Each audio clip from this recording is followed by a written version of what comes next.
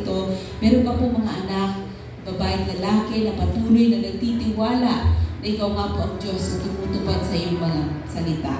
Hayaan mo nga, O Diyos, na sa umagang ito patuloy mo po sa aking mga kapatid ang salita mo po sa Matthew 6:33 na patuloy mo pong idadagdag ang lahat ng aming pangangailangan kapag tunay na una namin ikaw hahanapin, una ka namin sasampahin, bibigyan ka namin ng priority sa aming buhay at sututin ang lahat po na yung kautusan na nagmumula sa aming mga puso. Salamat po, hayaan mo nga Panginoon, bless the giver and all the gifts of God na patuloy na ihahain na yung ibibigay na yung mga anak sa oras na ito.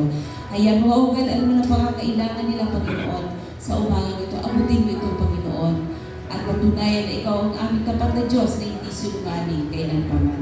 Father, we give you back, hayaan mo, Panginoon, na ano mamalikom na sa lapik ito, patuloy po itong ingatan, pagbalutan ng balon ng dugo, upang ano mga katangka ng kaaway, hindi mo makapangyari sa mga likom na sa lapik ito sa pangalan ng Jesus. Nawa po, ito po ay magamit lamang, O God, sa ikoralhating dakilang pangalan. Father, we give you the glory, honor, and praise. Salamat po, ito ang aming samot na langit sa matamis na pangalan ng Jesus. Amen.